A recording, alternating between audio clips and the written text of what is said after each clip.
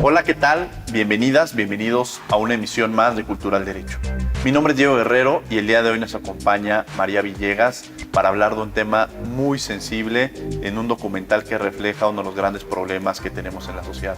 María, un placer tenerte el día de hoy aquí en Cultura al Derecho. Muchas gracias, amigo. Al contrario, gracias por la invitación. Es un placer poder estar con ustedes y hablar de temas, como dices, sensibles y relevantes para nosotros. Claro, porque a través del cine, de los documentales, del arte, logramos visibilizar muchos de los temas que se presentan. Y en particular, hablar sobre Justicia para el Pequeño Gabriel, un documental del 2020, del año pasado, que nos lleva a la reflexión en muchos temas. Platícanos por qué elegiste este documental y un poco el escenario en lo que se presenta el mismo.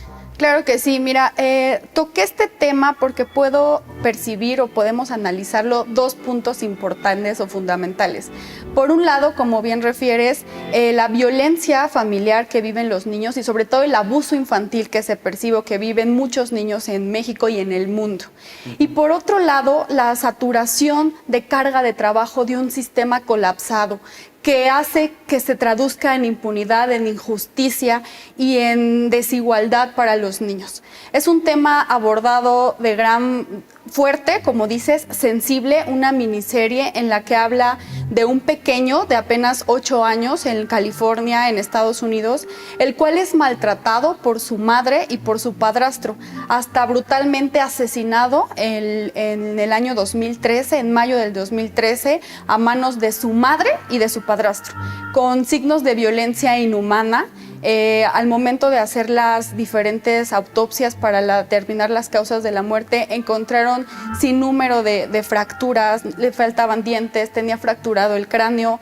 Dentro de su estomaguito tenía heces fecales de gato, arena de gato que ya se había hecho piedra y que esto le provocaba grandes dolores.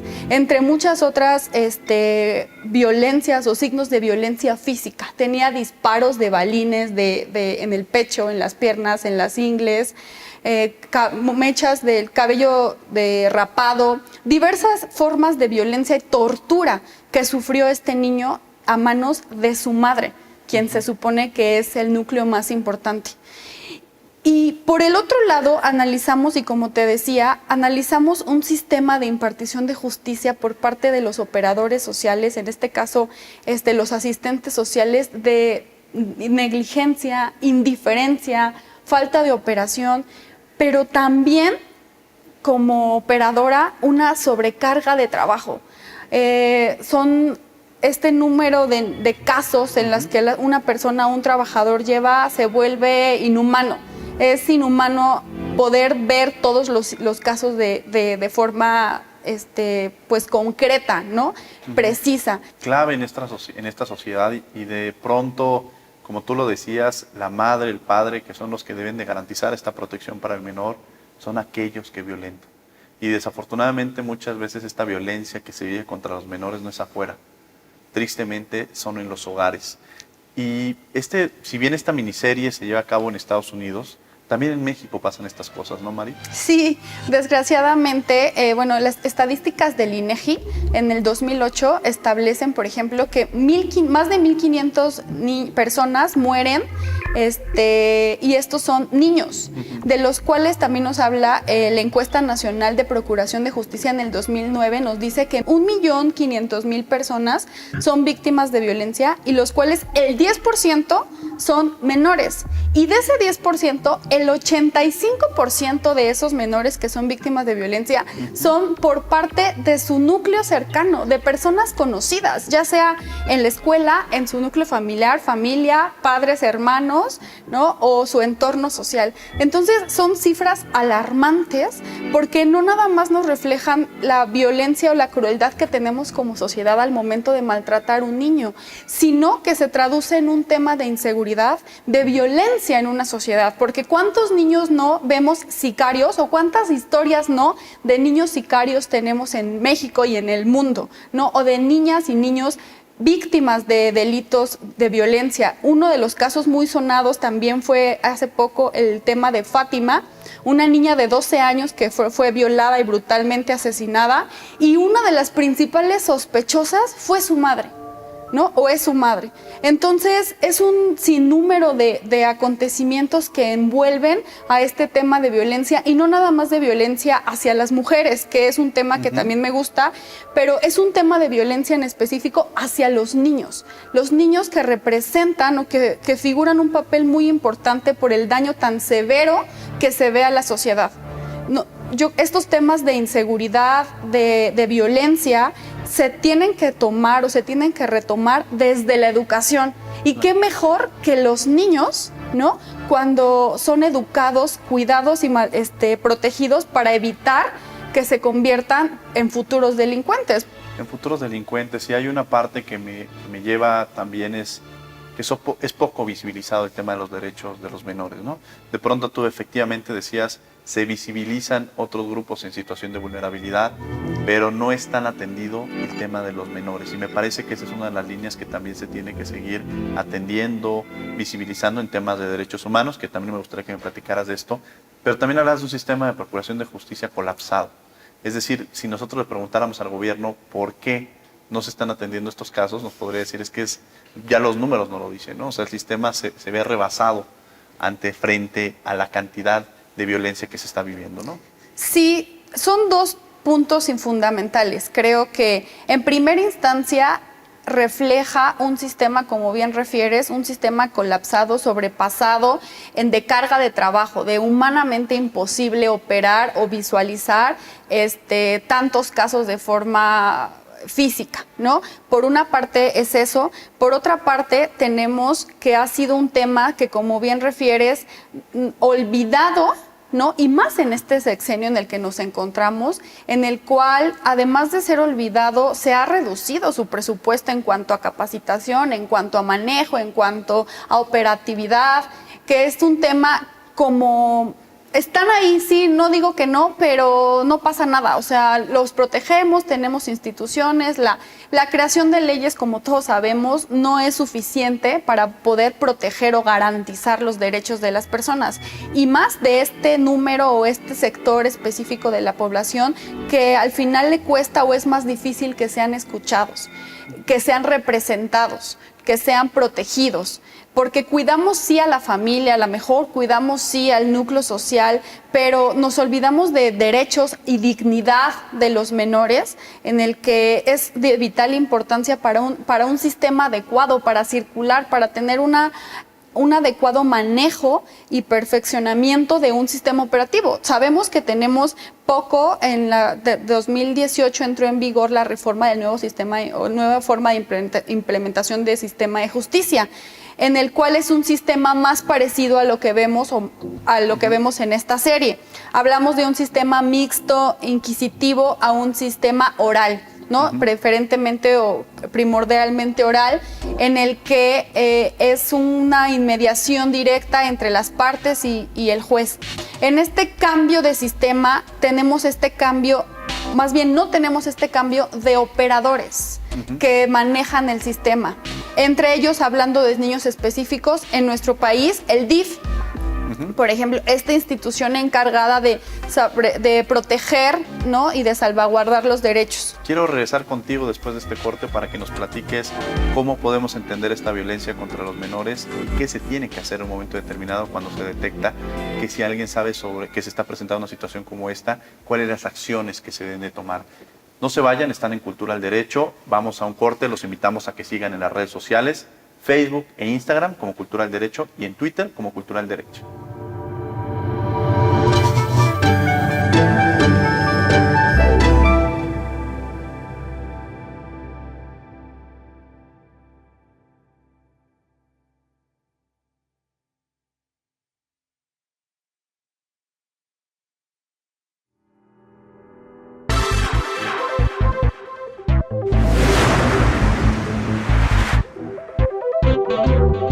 Estamos de regreso en Cultura del Derecho platicando con María Villegas sobre este documental de Justicia para el Pequeño Gabriel que nos refleja un poco sobre la violencia que viven los menores y lo que se tiene que hacer. Platícanos, ya nos estabas diciendo el contexto de lo que sucede, de qué se debe de llevar a cabo, que creo que esa parte es importante, entender qué entendemos por abuso infantil y cuando vemos esta figura de abuso infantil como sociedad, cuál es la responsabilidad y qué se tiene que hacer.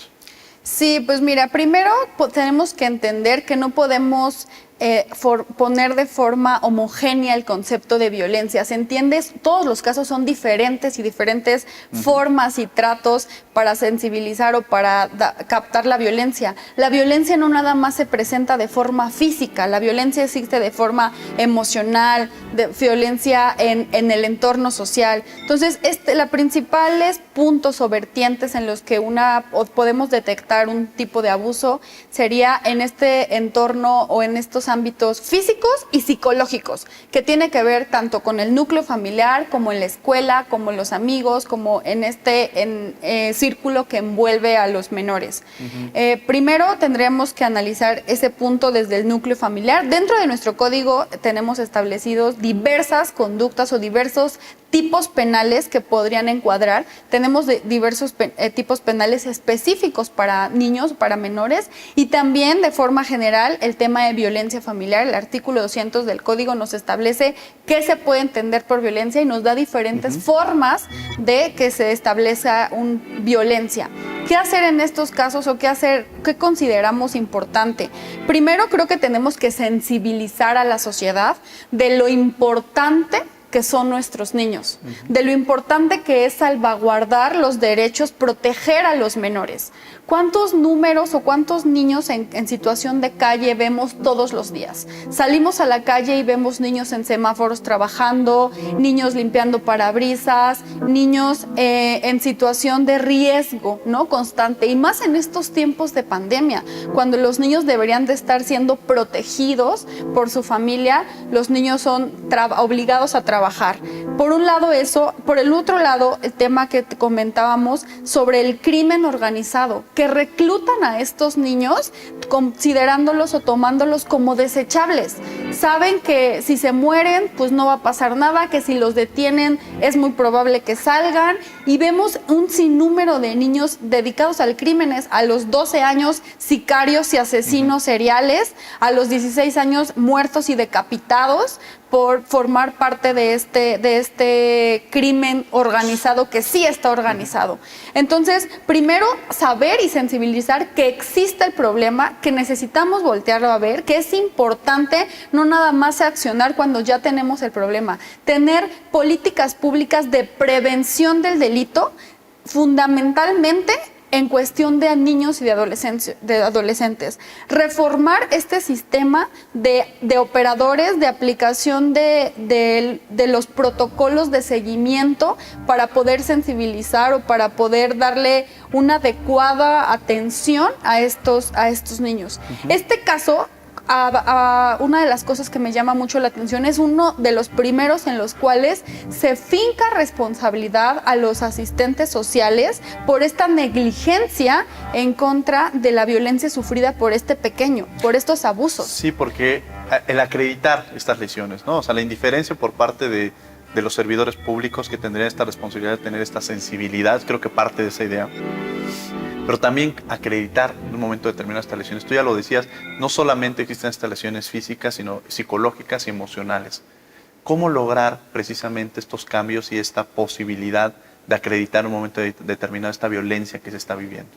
¿Cómo acreditamos esta violencia para los menores de forma psicológica? Existen diversos periciales en materia de psicología, en materia de psiquiatría, en los cuales nos determina cuando un niño está siendo víctima de violencia en su entorno, tanto en su entorno familiar o en su entorno escolar, que son los más cercanos al menor. Entonces, de primera instancia, bueno, la violencia física se puede percibir, es muy fácil, pero la violencia psicológica es un poco más complejo. Sin embargo, con estos dictámenes en materia de psicología nos permiten sensibilizar o podernos percatar de algún tipo diverso de violencia que sufre el menor en el entorno. Entonces, es muy importante esto. Primero, la atención psicológica, la atención psiquiátrica, el primer acercamiento y la sensibilización que deben de tener estos técnicos profesionales de la salud para poder llegar a los menores y poder percibir que existe un factor de riesgo determinante. ¿Existe una preocupación, tú crees? A ver, no hablar de justicia, porque la justicia es un concepto muy amplio, pero ¿crees que existe una preocupación por parte del Estado mexicano, por parte de la sociedad, por atender estos temas, o han sido indiferentes? Como tú ya lo decías, salimos a la calle, vemos en un semáforo a un niño, podemos transitar por diversos lugares y percatarnos de esta violencia. ¿Somos sensibles y el Estado mexicano está preocupado por estos temas? Mira, creo que es un trabajo en equipo, es un trabajo por parte del Estado, pero es un trabajo también de nosotros como sociedad, un trabajo de nosotros como ciudadanos, como personas, para sensibilizarnos y percatarnos y no hacer caso omiso de esto que está ocurriendo.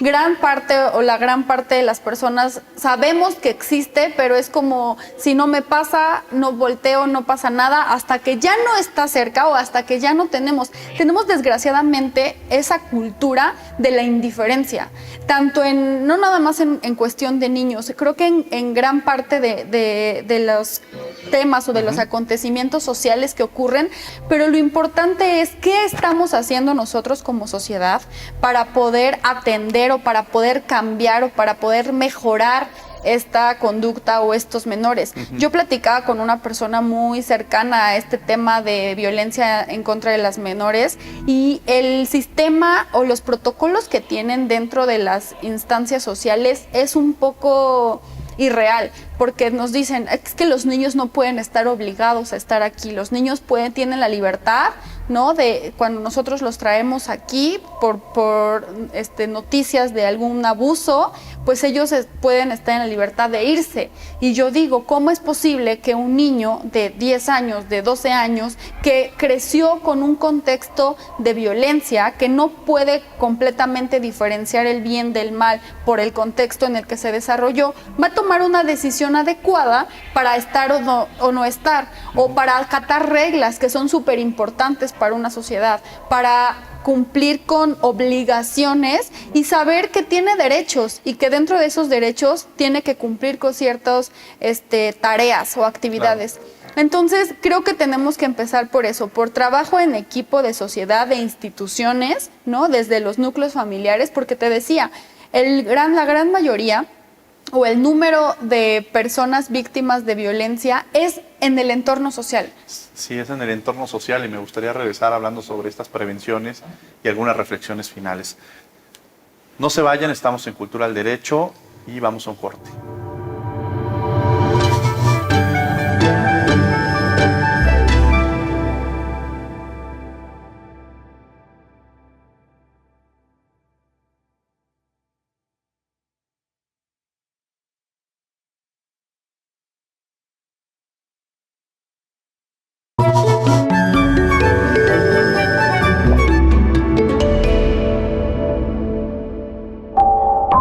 Creo que en México tenemos un problema, tenemos un gran problema.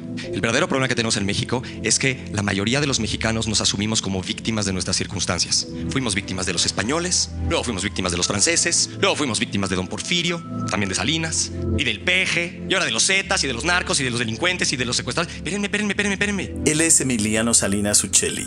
Pertenece a una clase social económica elevada y poderosa que está siendo golpeada por el fenómeno del secuestro y la violencia. Clama que la solución a esta problemática es lograr que las ciudadanía salga de un marasmo de apatía y cinismo que detiene la paz, y que de tener un soldado en cada ciudadano, Llegó Maciosar, el extraño enemigo. ¿Dónde está el soldado en cada hijo? no importaría qué gobierno tuviéramos, habría bienestar. El problema no son las cosas de las que nos sentimos víctimas. El problema es que nos asumimos como víctimas. Las acciones de Salinas Ucheli y su plan antiviolencia se antojan sumamente inocentes y desprovistas de datos duros o de estrategias políticas que realmente logren el fin de los crímenes de secuestro y la violencia en México. Resalta que su estrategia nació en las filas de Nexium, una empresa de desarrollo humano con su central en Albania, Estados Unidos, en la que él es ahora socio y dueño de filiales en México. Alfonso Tamés describe a Nexium en su artículo La ultraizquierda de la ultraderecha como un extraño culto que bien podría ser el resultado de meter en una licuadora a David Koresh, una pizca de cienciología, un puño de Amway y cantidades generosas de Ayn Rand, y relata algunas de las extravagancias empresariales y personales de los gurús. A esto se suma la captura hace 2 años de su líder Kate Raniere, acusado de tráfico sexual y trabajos forzados. No podemos desconocer que esta empresa recluta a sus clientes en momentos de debilidad moral, desgano, apatía o conflicto ético, lo cual me hace preguntarme, ¿qué hace en esta empresa Salinas Ucheli? ¿Qué acaso no es un graduado de Harvard? ¿No es el resultado de uno de los linajes más poderosos de México? Su presencia en Nexium habla mucho más de su deteriorado compás ético y moral que de su deseo por arreglar a México.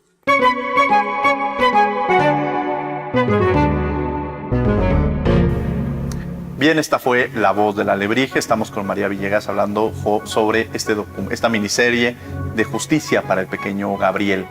Y en estas reflexiones sobre uno de los temas que deben ser atendidos, sobre un sector que debe ser procurado y protegido por la sociedad, el papel que desempeña la misma, las autoridades. Y en esta figura me gustaría que nos hablara sobre la prevención. ¿Cómo lograr prevenir? Porque ya estas acciones que se llevan a cabo, estas leyes que existen de respuesta, pero antes de esta respuesta debe existir una prevención para la no repetición de estos actos. ¿Cómo lo podríamos ver en ese sentido, Mari? Sí, primero tenemos que analizar y tenemos que retomar que la violencia o el abuso de los menores constituyen un severo factor de riesgo para nuestra sociedad. No nada más para el niño que está siendo víctima de violencia en ese momento, sino para la sociedad en general al momento de visualizarlo como una política de prevención futura. Me explico, un niño víctima de violencia no atendido, de ser víctima pasa el 90% de las veces a ser un victimario. Tiene que haber una reforma educativa, ¿no?, de la forma en la que normalmente se lleva a cabo tanto el núcleo familiar. Hablamos de la escuela de la familia y vemos el día de la familia y el día del papá y el día de la mamá. ¿Y cuántas familias o cuántos niños no crecen sin un papá, sin una mamá, con 2 mamás, con 2 papás, ¿no? Diferentes formas de familia. Entonces nosotros como sociedad ya le estamos diciendo, tú no eres normal, tú estás mal, y es un tema discriminatorio y de violencia. Entonces tenemos que atender ese factor y ese primer acercamiento que tiene el niño con la sociedad, de saber y entender que tiene derecho, que es normal, que su familia es normal, y que ese entorno en el que él se desenvuelve es común y que tiene derechos y que tiene obligaciones y que va a ser protegido. Por eso podríamos empezar, ¿no?, para hablar de un tema de capacitación interno, un trabajo social desde casa, desde dentro del núcleo social. Después, bueno, tenemos que hablar de un trabajo de labor social de capacitación, de sensibilizar a los operadores jurídicos y la especialización de los temas. Yo siempre he marcado mucha énfasis en este tema, en justicia en todos los temas, sobre todo en mujeres, que es mi tema, pero en niños también. O sea, sensibilizar y perfeccionar con especialidad. Es decir, cómo una persona tiene que tratar a un niño, desde el lenguaje corporal, desde cómo expresarse, desde cómo entender lo que ellos dicen para hacer un adecuado diálogo, buscar formas y técnicas para poder captar la atención de los menores y entender su lenguaje y poder entender qué es lo que ocurre en su contexto y en su entorno para poder cambiar. ¿Qué reflexiones nos deja esta serie, Mari? Creo que muchas.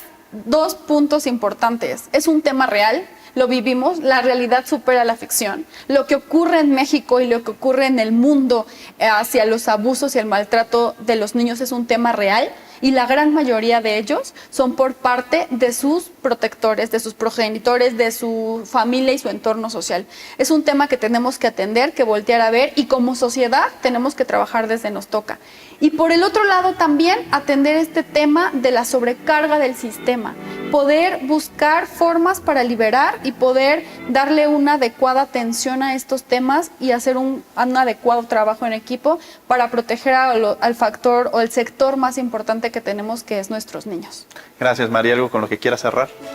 Pues otra vez, muchas gracias por la invitación. Es un placer siempre poder colaborar y compartir con ustedes. Me encanta, son temas que me apasionan, disfruto mucho esto y pues poder colaborar siempre va a ser un placer. Muchas gracias. Gracias, María Villegas, por haber estado con nosotros, y a ustedes con esta reflexión de los menores son la parte más sensible de la sociedad. Hay que protegerlos, hay que cuidarlos y enseñar con amor, porque la mejor forma en la que se puede enseñar es con ese medio.